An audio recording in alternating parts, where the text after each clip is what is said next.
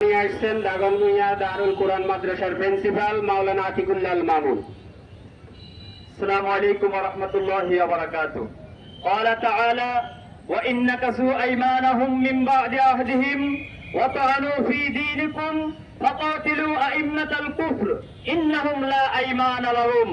সম্মানিত উপস্থিতি, এই আয়াতে আল্লাহ পাক রব্বুল আলামিন আমাদেরকে জানিয়ে দিয়েছেন, আমার নবী যেই দিন মক্কা বিজয় করেছেন সেই দিন সকল কাফেরকে সাধারণ খবর ঘোষণা করেছেন।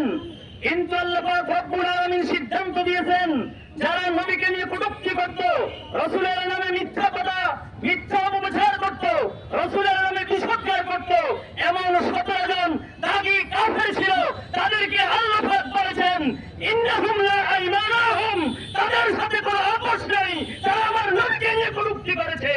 আজকে এই বিক্ষোভ সমাবেশ থেকে জানিয়ে দিতে চাই, ভারতের হিন্দু পুরোহিত রামগিরি মহারাজ আমার নবীকে নিয়ে কটূক্তি করেছে, তাদের সাথে কোনো আপোষ নেই, তাদেরকে বিন্দু পরিমাণ ছাড় দেওয়া হবে না ইনশাআল্লাহ।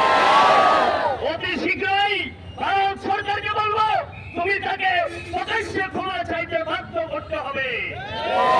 উপস্থিতি, আজকে পুরো বিশ্বে অসাম্প্রদায়িকতার স্লোগান দেওয়া হয়। ইসলাম হচ্ছে একমাত্র অসাম্প্রদায়িক ধর্ম, যে ধর্মে সকল ধর্মের মানুষেরা নিরাপদে থাকে, ঠিক কিনা বন্ধুগণ? আমরা প্রমাণ দেখেছি এই 5 আগস্টে আমাদের দেশে যখন দুর্যোগপূর্ণ পরিস্থিতি দেখা দিয়েছে, আমাদের মাদ্রাসার ছাত্ররা, ইসলামী সংগঠনের নেতা কর্মীরা প্রত্যেকটা মন্দির পাহারা দিয়েছে, ঠিক কিনা?